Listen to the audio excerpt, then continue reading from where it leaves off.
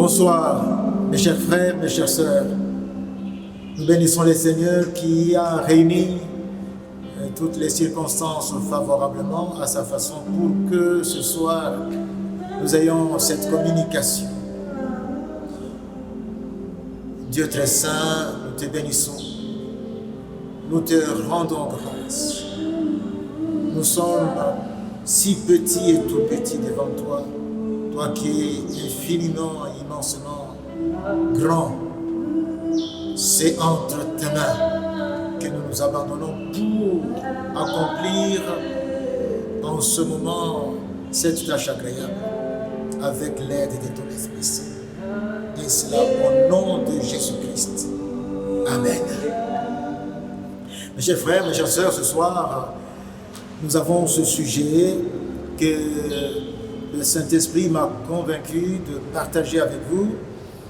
Avec Dieu, le meilleur est à venir. Avec Dieu, le meilleur est à venir. Je parle à toi, à ma sœur, qui me suit en ce moment. Je t'assure qu'avec Dieu, le meilleur est à venir.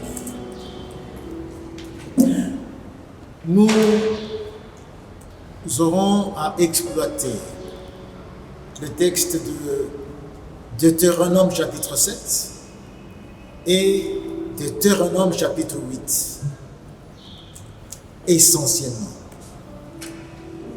Je vais pour cela lire quelques lignes dans Deutéronome chapitre 7, notamment le verset 1 à 5, mais aussi Deutéronome chapitre 8, le verset 2 et 3. Juste à titre indicatif, nous aurons bien sûr affaire à tous les textes que je vous invite à lire, et si possible, même lire le chapitre 9. Voici ce qui est écrit dans Deutéronome chapitre 1 à 5.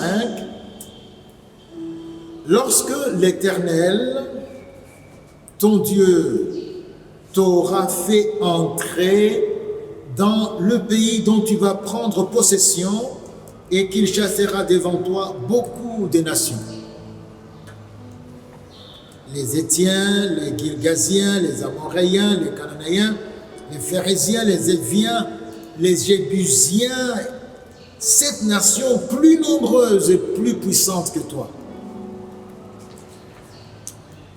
Lorsque l'Éternel ton Dieu te les aura livrés et que tu les auras battus, tu les dévoueras par interdit, tu ne traiteras point d'alliance avec elles et tu ne leur feras point grâce. Tu ne contracteras point de mariage avec ces peuples, tu ne donneras point tes filles à leurs fils, et tu ne prendras point leurs filles pour tes fils, car ils détourneraient de moi tes fils, qui serviraient d'autres dieux, et la colère de l'Éternel s'enflammerait contre vous, et ils te détruiraient promptement. Voici au contraire comment vous agirez à leur égard. Vous renverserez leurs autels, vous briserez leurs statues, vous abattrez leurs idoles et vous brûlerez au feu leurs images taillées. Je m'arrête là pour le chapitre 7. Je m'en vais au chapitre 8 et je prends le verset 2 et 3. Souviens-toi, chapitre 8, Deutéronome 8, 2 et 3. Souviens-toi de tout le chemin que l'Éternel ton Dieu t'a fait faire pendant ces 40 années dans le désert, afin de t'humilier et de t'éprouver pour savoir quelles étaient les dispositions de ton cœur et si tu garderais ou non ses commandements. Il t'a humilié, il t'a fait souffrir de la faim et il t'a nourri de la manne que tu ne connaissais pas et que n'avaient pas connu tes pères, afin de t'apprendre que l'homme ne vit pas de pain seulement, mais l'homme vit de tout ce qui sort de la bouche de l'Éternel. J'ai dit le chapitre 7, le chapitre 8 sont à votre portée. Je vous encourage de le lire, c'est enrichissant. C'est Dieu qui nous parle, comme dit Paul, tout ce qui a été écrit avant l'a été pour notre instruction. C'est pour nous. Nous qui maintenant avons la lecture de ces Écritures après l'avènement de Jésus et avec la lumière que procure le Saint-Esprit. C'est enrichissant. Mes frères, mes sœurs, notre Dieu, l'Éternel, notre Dieu, est un Dieu de progrès. Il est un Dieu de développement. Avec lui, c'est la vie. Et la vie avec grand V. L'Éternel, notre Dieu, qui est aussi notre Papa,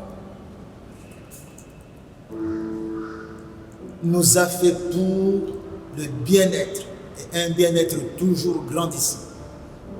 Vous savez, mes frères, quand vous voyez la graine s'aimer, une graine, demain vous avez la germination, et c'est une pousse. Et après, c'est une plante qui apparaît, qui donne la forme. On reconnaît qu'il s'agit d'un figuier, d'un manguier ou encore d'un oranger. Quelque temps plus tard, vous avez cet arbre qui arrive à maturité. Ce sont les fruits qu'on peut cueillir. Ça, c'est Dieu. Il est le Dieu du progrès, le Dieu de la croissance. Regardez même une source d'eau, une simple source d'eau.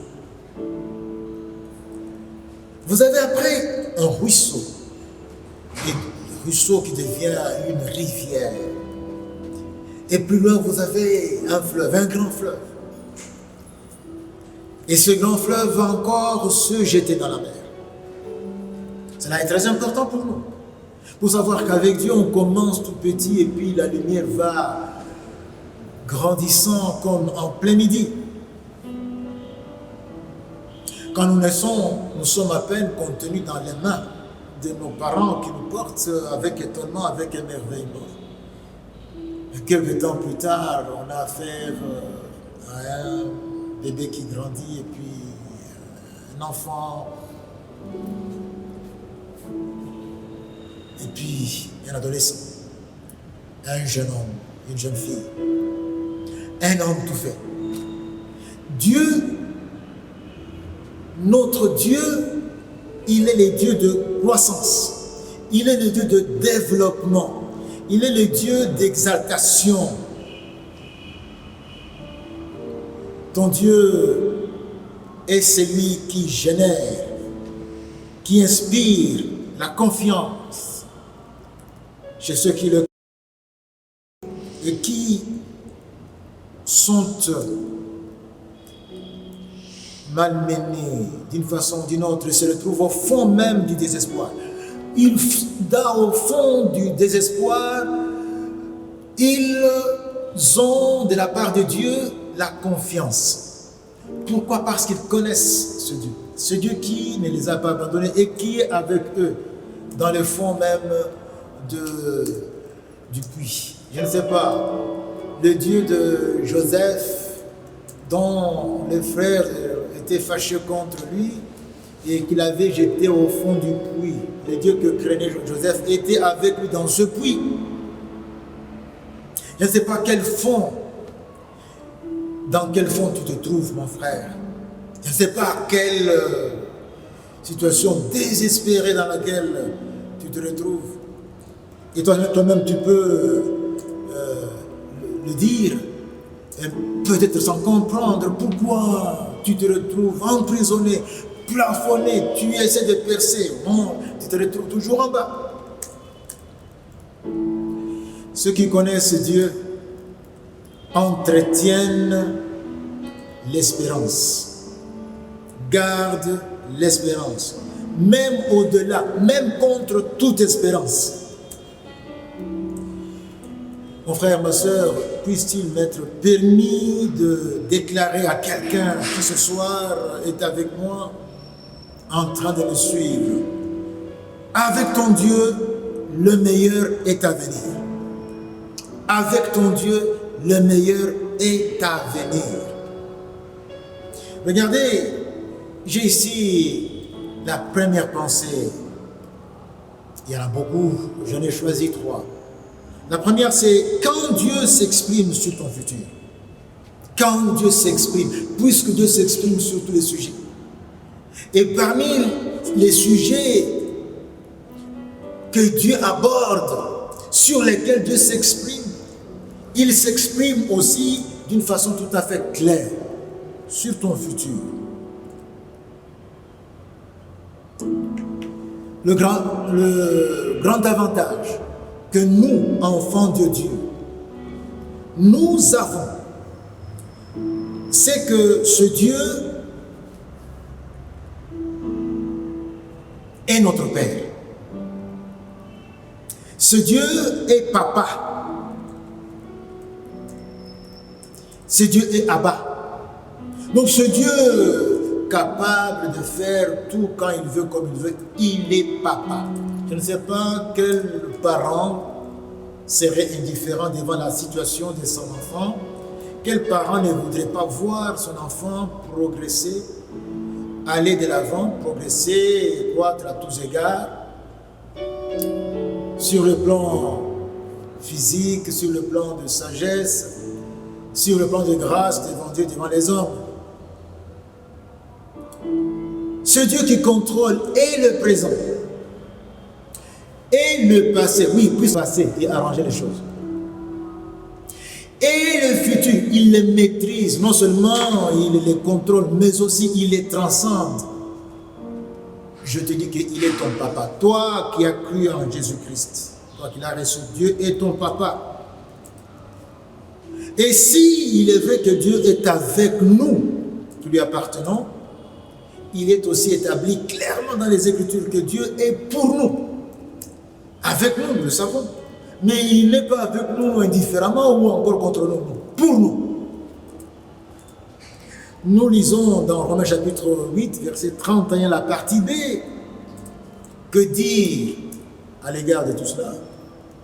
Voici ce que nous lisons.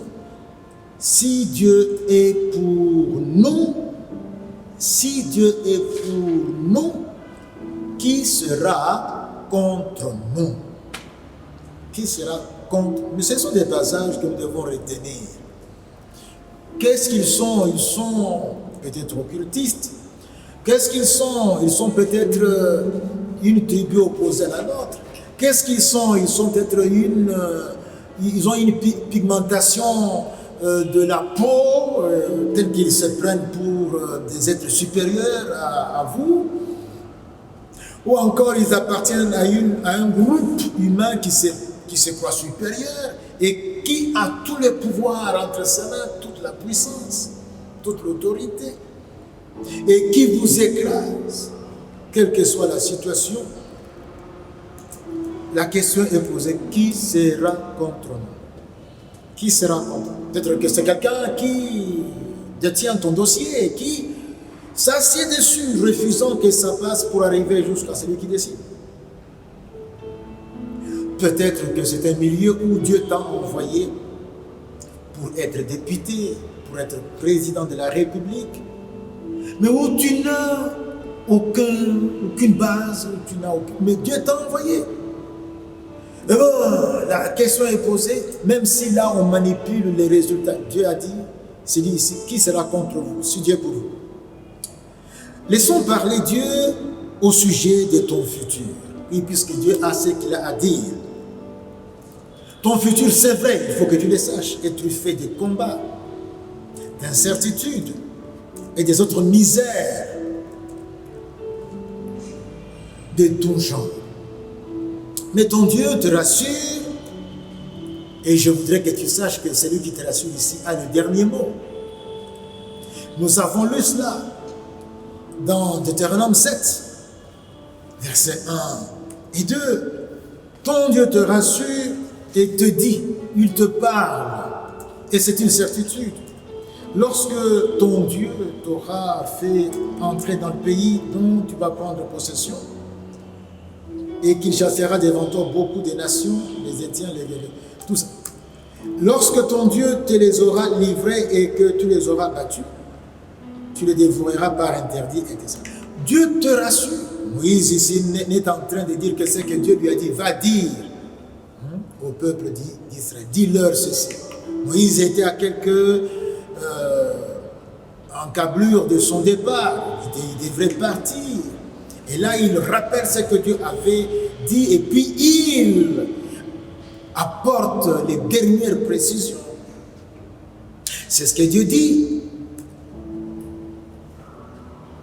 Voilà ce qu'il faut aller leur dire. Le verset 15.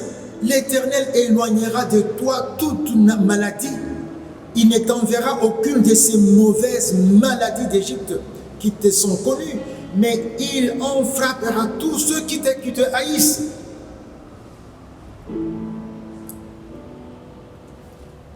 Les fléaux peuvent venir s'abattre, comme cette pandémie au Covid-19 que nous connaissons.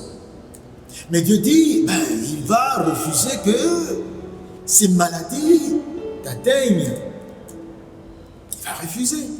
Pourquoi? Parce que tu lui appartiens. Verset 20. L'Éternel ton Dieu enverra même le frelon contre eux jusqu'à la destruction de ceux qui échapperont et qui se cacheront devant toi. Tes ennemis viendront comme un fleuve. Quelle que soit leur puissance, le Seigneur dit même un frelon, donc celui qui est le plus faible. Quand ils viendront, je vais leur envoyer un frelon et tes ennemis vont fuir, quelle que soit leur puissance. Tes ennemis fuiront devant toi. Et quand je parle des ennemis, parfois on se limite aux ennemis humains. Il y a plus que cela, on verra. Ils vont devoir détaler. Vous avez là, d'après ce que nous voyons ici, un bastion imprenable. Où sont les ennemis qui gardent ce que Dieu te destine, là où Dieu veut que tu aies? C'est un bastion imprenable. Dieu dit que c'est lui qui va t'y faire entrer. Je te ferai donc, ton Dieu t'aura fait entrer. Il parle de cela comme étant accompli dans le futur. Quand Dieu t'aura fait entrer, futur composé. Dieu t'aura fait, donc c'est accompli. Donc, Dieu lui-même va te faire entrer. C'est vrai que c'est un bastion imprenable, une véritable citadelle, mais derrière, dedans, c'est là où Dieu a mis ce qui t'appartient, ce qui est à toi. Et là, c'est une certitude. De deux, c'est lui qui y chassera devant toi beaucoup de nations. Ici, on en a cité 7. Plus puissantes, plus nombreuses que toi. Chacune d'elles plus puissante, plus nombreuse, mais Dieu a cité ici les Gergésiens, les Phérésiens, les Éviens, les Cananéens, etc. Tout ce peuple sont un obstacle, donc il va y avoir un nettoyage systématique. Et elles sont non seulement puissantes, elles sont non seulement nombreuses, elles sont aussi toutes hostiles à toi. Toutes sont contre toi, sont ennemies sans cause. Elles ne veulent pas que tu accèdes à ce que Dieu t'a destiné. Je voudrais ouvrir ici une parenthèse. Ce qui t'est destiné. Même si ceux qui en ont pour le moment le contrôle, le cachent là, et puis le gardent jalousement. Sache bien qu'ils le gardent jalousement, ils le contrôlent pour toi au moment que Dieu a fixé. Tu vas accéder à cela puisque Dieu a décidé qu'il en soit ainsi. C'est pourquoi je dis à quelqu'un ce soir, et j'insiste bien, que tu es enfant de la destinée. Ma soeur, tu es fille de la destinée. Mon frère, tu es fils de la destinée. Et je t'invite à répéter après moi, avec le psalmiste aussi dans le psaume 31, verset 16, hein? Mes destinées sont dans ta main. Répète après moi cela. Dis-le à Dieu. Mes destinées sont dans tes mains. Dis-le. Dis-le à Dieu. Ce ne sont pas les sorciers, les occultistes, les méchants qui te bloquent la voie, qui ont ta destinée entre tes mains. En tout cas, tes destinées sont entre les mains de Dieu. Personne ne peut y accéder. Personne ne peut quoi que ce soit contre cela. C'est pourquoi je déclare au nom de Jésus, tes destinées ne passeront jamais inaperçues par devers l'Éternel Dieu qui en est le concepteur. C'est Dieu qui a conçu tes destinées et elles ne seront jamais occultées, cachées devant Dieu. Elles resteront présentes. Il les a gardées en un cadre où nul autre ennemi ne peut accéder, en Jésus-Christ. C'est pourquoi c'est là où il y a les œuvres que nous sommes appelés à accomplir, mon frère, ma soeur. Le bien-être que Dieu t'a préparé, et je parle bien du bien-être, car tu es ainsi destiné au bien-être. Nous lisons dans les Écritures, le chapitre 29e du livre de Jérémie, au verset 11. Je connais les projets que Dieu a préparés, formés pour toi. Ce sont des projets de paix et non de malheur. Alors je parle de bien-être que Dieu t'a préparé. Ce bien-être-là t'appartient. C'est à toi et à toi seul. Nul autre ne peut prétendre te le dérober. Ils tenteront de le faire. Dieu le laissera même faire. Mais c'est comme prendre un ballon plein d'air et chercher à le mettre au fond de l'eau. Quand tu le laisses là et que tu remontes, tu le trouves déjà au-dessus de l'eau. On ne peut rien faire quant à ce que Dieu a déjà arrêté pour toi. Peu importe les démons que Satan va utiliser, même Satan lui-même, peu importe les sorciers de ta famille, peu importe les ennemis ou autres rusés ou d'autres potentats dans les mondes des ténèbres qui s'acharneraient contre toi, autant fixé, retiens ceci, cela te sera échu. Ils peuvent détenir, même cacher, même tenter de détruire.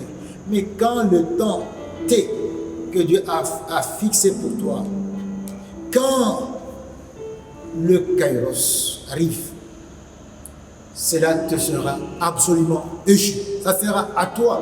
Tu vas entrer dedans. Personne ne pourra t'empêcher.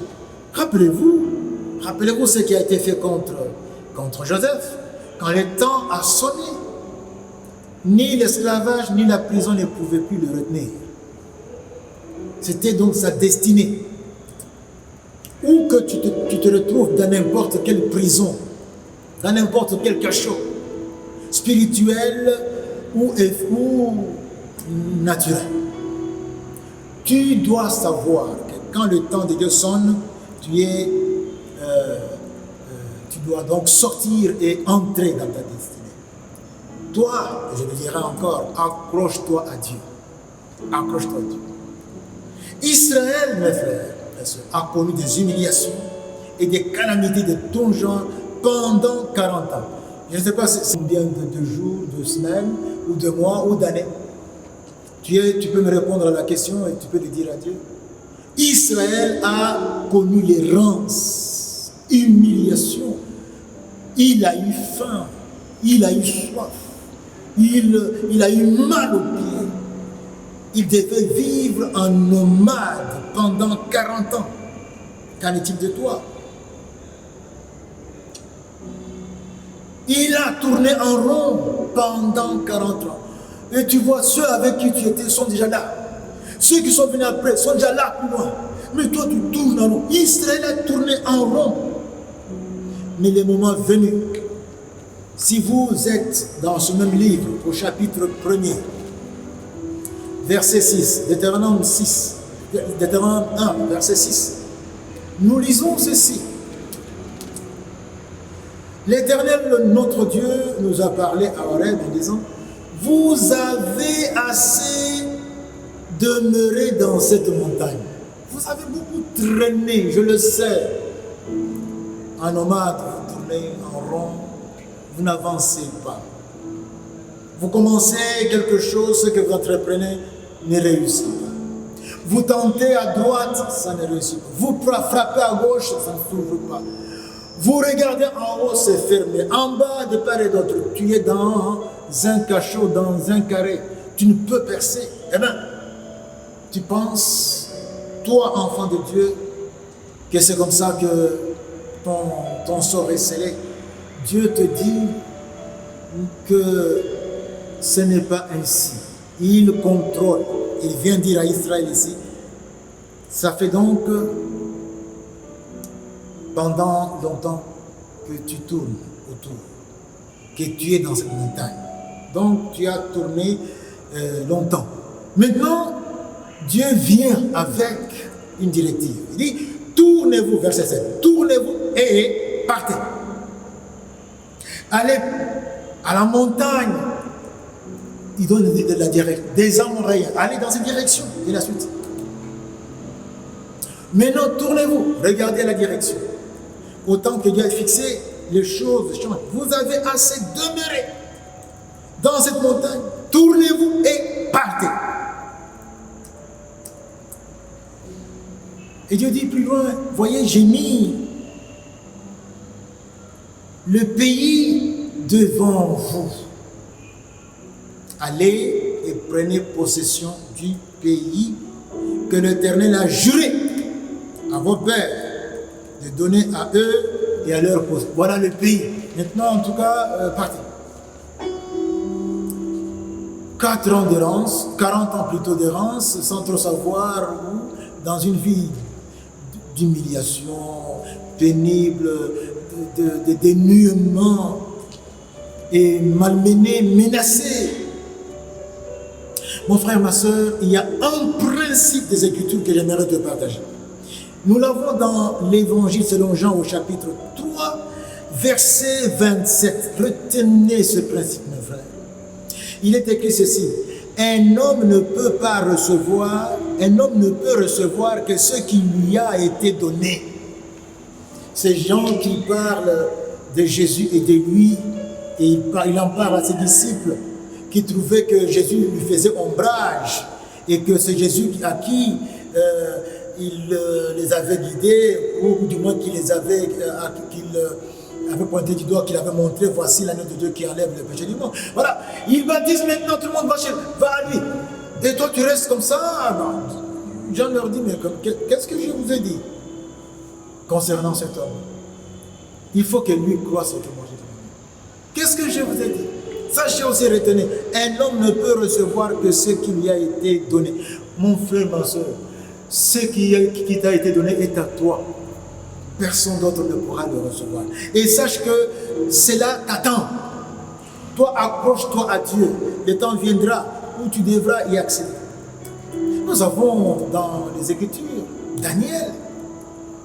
Daniel qui était en captivité à Babylone. Quand il a réalisé que le temps fixé par Dieu, les soi-disant, était à leur terme, il s'est mis à prier pour que Dieu accomplisse et réalise sa promesse, pour qu'il libère son peuple et qu'il retourne au pays qu'il leur avait juré. Daniel s'est mis à prier, il a commencé à prier avec Dieu. Mais alors, pendant qu'il priait et qu'il persévérait puisqu'il n'avait pas encore la réponse, l'ange envoyé par Dieu lui apparut et s'adressa à lui. Daniel chapitre 10, versets 12 à 14. Daniel, écoute ce que l'ange lui dit. L'ange l'informe, lui fait une révélation. Dès le premier jour où tu as eu à cœur de comprendre et de t'humilier par le jeûne, par la prière, devant ton Dieu. Tes paroles, ta prière, tes paroles ont été entendues et c'est à cause de tes paroles que je viens. Tes paroles là qui étaient attendues. Mais alors, écoutez la suite. Le chef du royaume des Perses, une autorité spirituelle, une autorité élevée spirituellement, un esprit dans les airs, dans les lieux célestes, une autorité. Alors, le chef du royaume des Perses m'a résisté. Je venais avec la réponse de Dieu. Le chef du royaume des Perses, donc il y a donc comme ça des potentats sur les différents royaumes, sur les pays, sur votre tribu, sur votre province, sur la RDC. Satan est organisé aussi. Et celui qui était établi sur le royaume des Perses, c'est là où, bien sûr, dans cet environnement, dans cette configuration géophysique, où se trouvait en captivité Daniel. Donc, il dit, le chef du royaume des Perses m'a résisté quand je venais pour arriver physiquement là où tu es. Il m'a résisté 21 jours.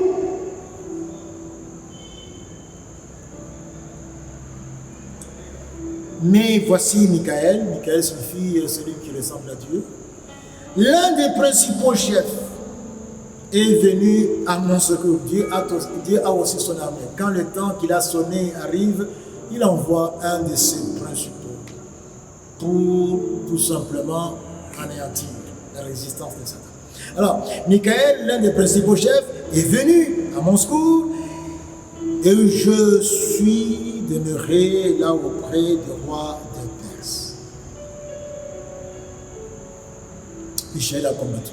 Michael a combattu. Je suis donc venu maintenant pour te faire connaître.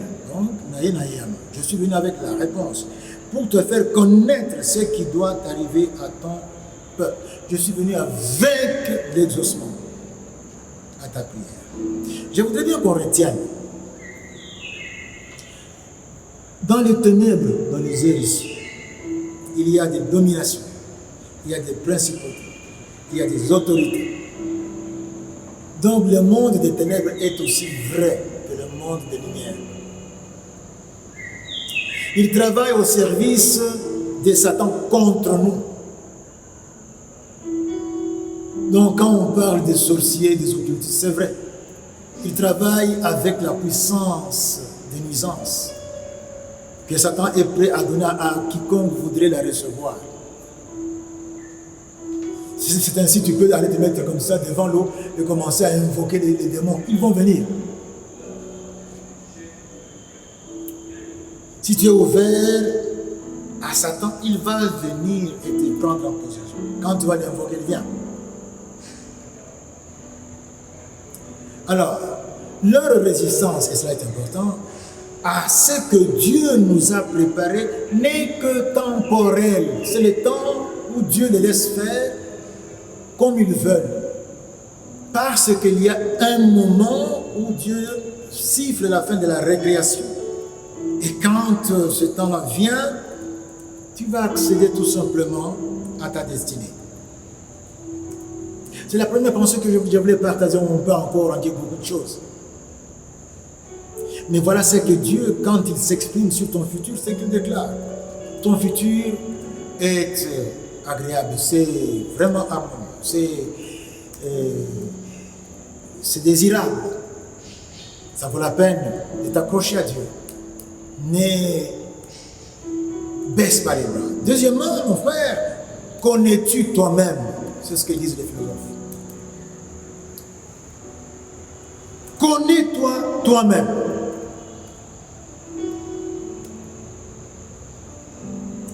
Connais-toi toi-même. Tu es qui? Il faut rappeler cette réalité aux enfants de Dieu. Peut-être On peut se poser la question, mais pasteur, en vertu de quoi l'Éternel Dieu déploierait-il ainsi son zèle pour venir à ma rescousse? Qu'est-ce que je suis? Pourquoi vraiment Dieu se leverait, puisqu'il est question de se lever, il se lève le dernier? Pourquoi? Qu'est-ce qu'il trouvera chez moi pour qu'il en soit ainsi? Ma réponse est simple, la voici. Tu dois te connaître toi-même. Connais-toi toi-même. Sache bien qui tu es. Nous avons lu ici dans Deutéronome 7, 1 à 5, ce que Dieu déclare, ce qu'il va faire. Mais écoutez le verset 6 et même le verset 8 dans le même chapitre. Écoute ce que Dieu dit. Car tu es un peuple saint pour l'Éternel, ton Dieu. Tu es mis à part, être un peuple saint, mis à part. Et tu es mis à part en Christ. Puisque tu es en Christ, tu es mis à part. C'est pour orienter et focaliser sur Christ devienne ton lot et ton partage. Tu es mis à part, donc tu es un peuple saint pour l'Éternel ton Dieu. L'Éternel ton Dieu t'a choisi pour que tu fusses un peuple qui lui appartient entre tous les peuples qui sont sur la face de la terre. Voilà pourquoi nous qui sommes en Christ, quelles que soient nos origines, nous sommes un peuple particulier. Et si tu es en Christ, tu fais partie de ceux-là, distinctement, individuellement, que Dieu connaît par leur nom et à qui Dieu veut faire du bien.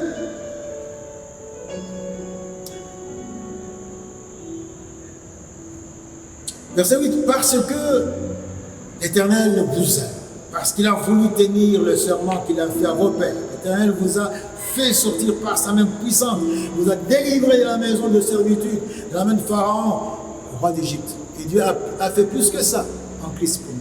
Il vous a délivré, il vous a arraché aux griffes de l'ennemi Satan.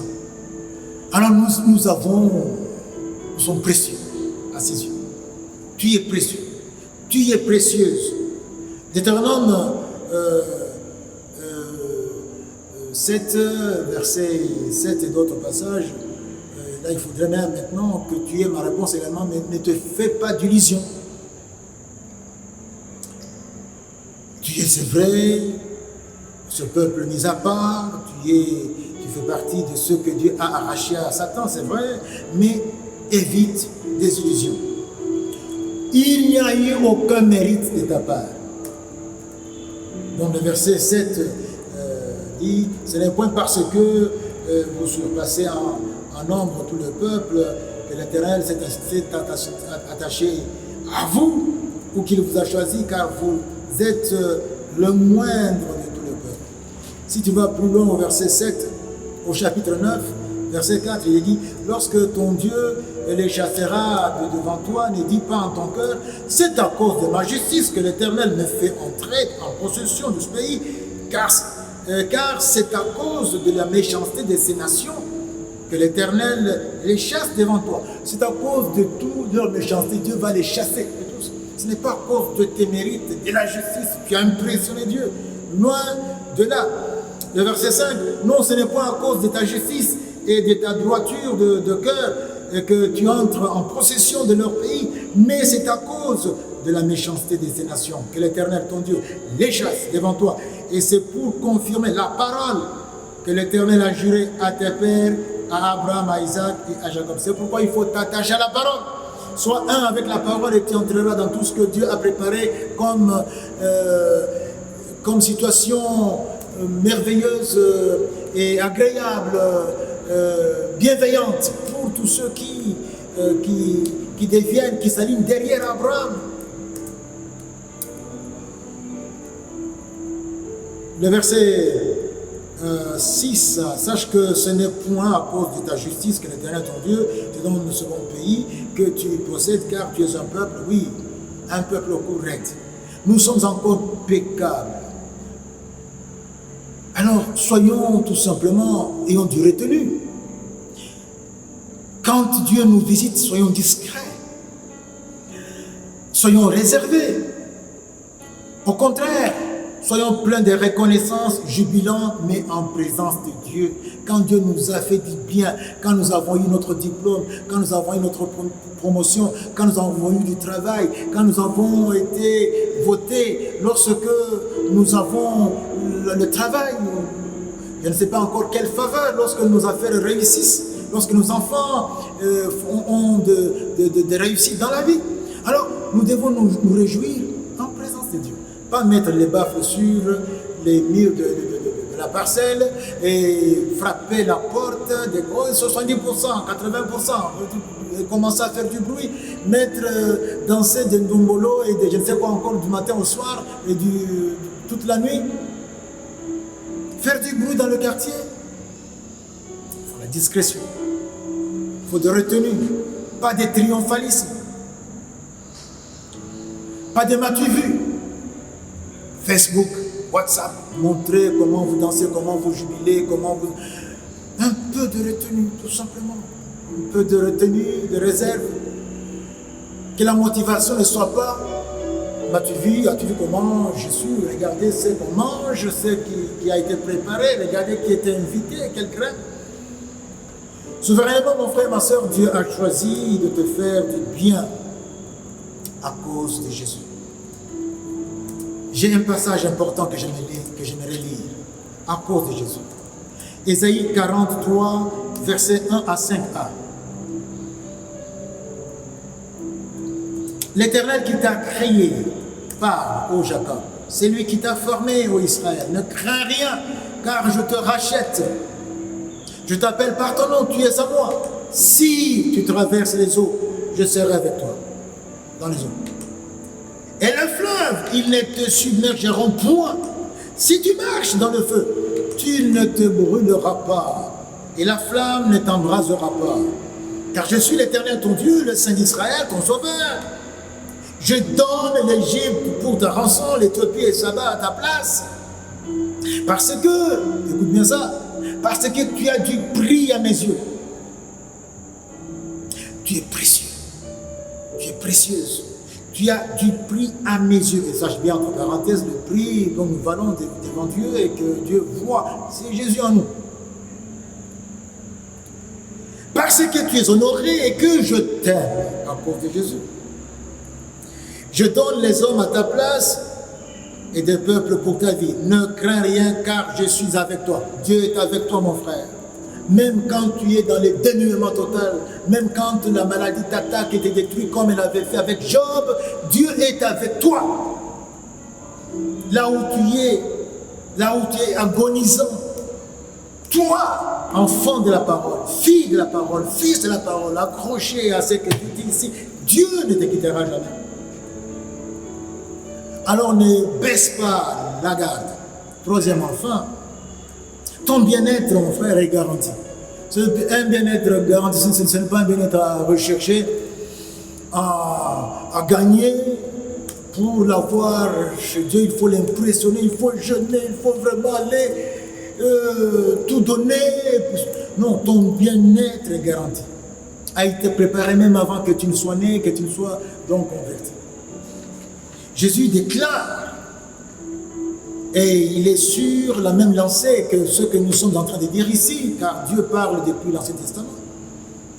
Jésus déclare, dans Jean 10, chapitre 10, verset 10, Jean 10, 10, il dit, le voleur, donc l'ennemi, c'est lui qui envie ce que Dieu t'a préparé, c'est lui qui les cache avant que tu n'arrives, c'est lui qui les subtilise sans que tu vois comment. Le voleur ne vient que pour dérober, égorger et détruire. Il a son cahier de charge, chacun répondra devant Dieu. Mais moi, voici mon cahier de charge pour toi et je suis plus fort que lui. Moi, je suis venu afin que les brebis, et tu en as une, les brebis et la vie. Et la vie qu'elle n'avait pas. Vous étiez moribond, vous étiez mort. Il faut que les brebis aient la vie. Et pas une vie infrahumaine, de qualité infrahumaine, on ne vivote pas. Non. La vie, et qu'elle soit dans l'abondance. Mon frère, ma soeur, ne te gêne pas pour demander à Dieu tout ce dont tu as besoin dans le domaine où tu vois que Dieu te conduit, Dieu te dirige. Ne te gêne pas. Demande tout. Aspire à tout cela parce que ce n'est que sur cette terre que tu peux en jouir. Mais que les motivations soient pures. C'est pour effectivement accomplir ce que Dieu veut que tu fasses. Ce n'est pas pour impressionner X, Y, ce n'est pas pour être comme X, comme Y. C'est pour que moi, que Dieu a appelé par exemple à travailler dans l'informatique, que j'ai tout le matériel qu'il faut pour que j'apprenne bien. Mais moi, que Dieu a appelé pour travailler dans l'agriculture, que j'ai donc toutes les ouvertures et que j'ai les moyens pour prendre des crédits, que je puisse que je puisse avoir des crédits à la banque, que je puisse commencer mon affaire, que Dieu m'ouvre toutes les portes. Ne recule devant rien, vois grand avec Dieu. Vois grand.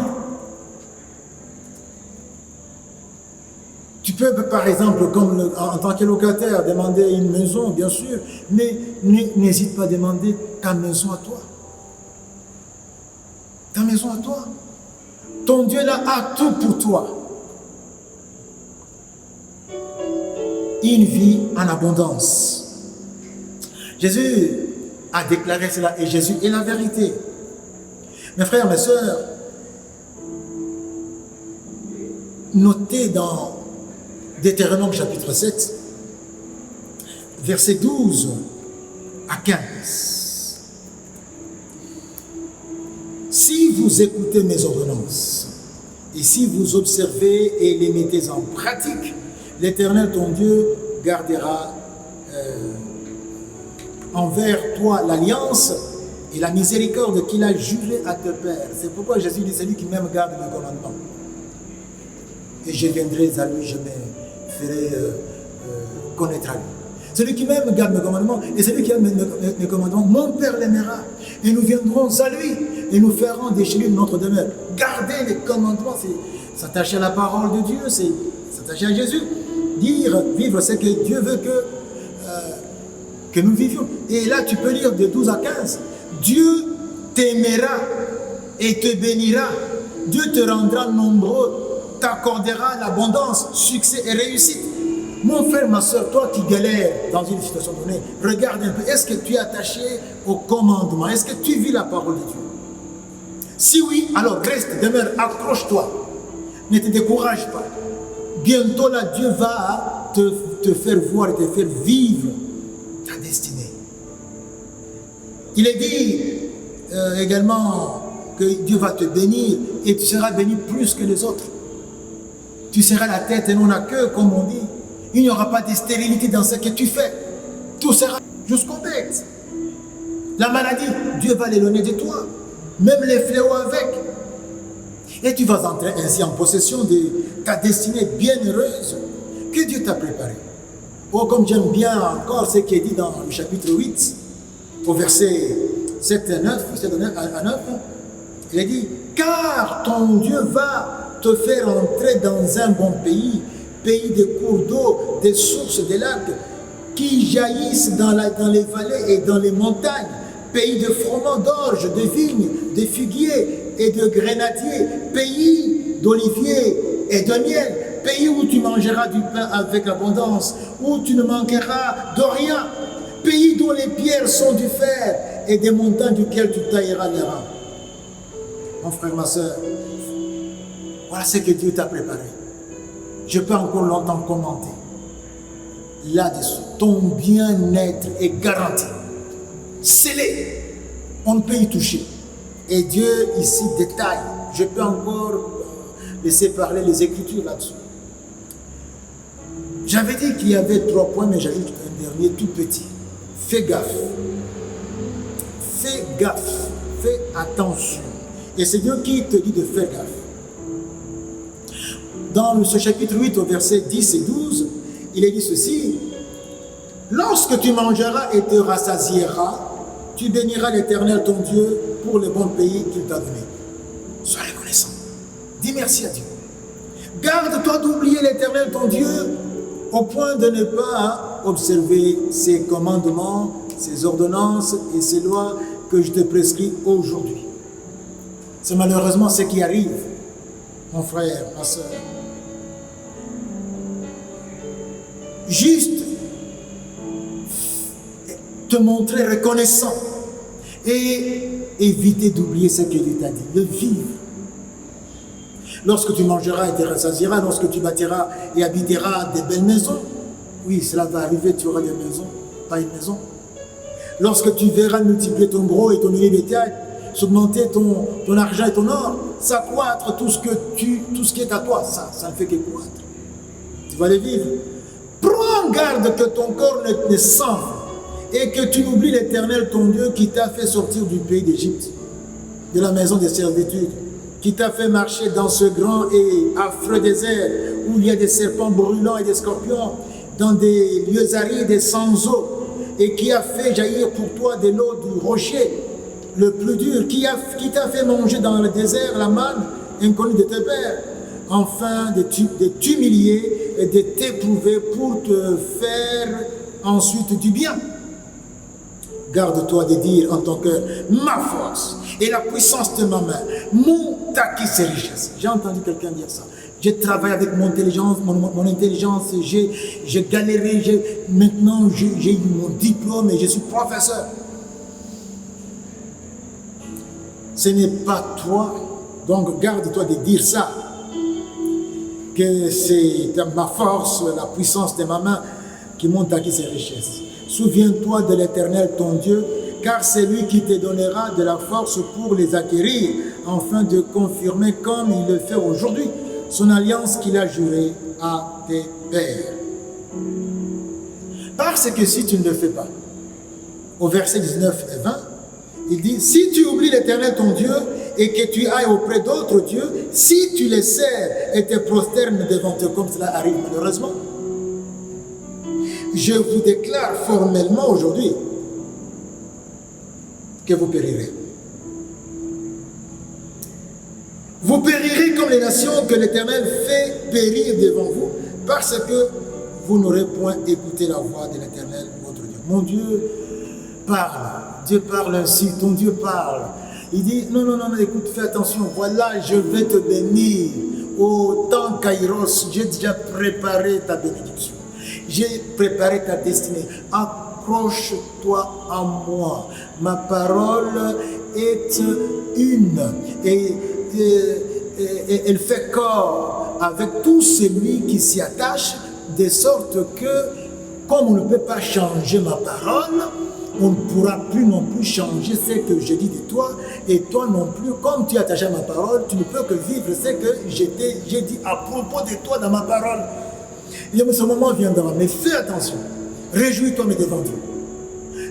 N'oublie pas l'Éternel ton Dieu, ne va pas offrir à d'autres dieux qui vont t'inviter, qui vont te séduire, à d'autres idoles. Ne trahis pas la cause de ton Dieu. Ne trahis pas ton peuple auquel tu appartiens. Ne trahis pas la race des rachetés. Je vais atterrir avec une conclusion brève. Bien-aimé, avec Dieu, ton Dieu, le meilleur pour toi, j'insiste bien, le meilleur pour toi est à venir. Il n'est pas derrière toi. Tout ce que tu vois là, c'est rien par rapport à ce que Dieu t'a préparé. Réjouis-toi, le meilleur est à venir. Accroche-toi à la parole de Dieu. Ne lâche pas. Comme disent les Anglais, don't give up. Ne lâche pas, ne baisse pas les bras. Je t'en conjure au nom de Jésus-Christ qui est mort et ressuscité. C'était pour toi qu'il est mort et qu'il est ressuscité. Attache-toi à Dieu et reste-lui fidèle en t'accrochant à sa parole. Il t'a réservé la meilleure part. Que Dieu te bénisse, mon frère, que Dieu te bénisse, ma soeur, et que sa gloire explose dans votre vie. Amen.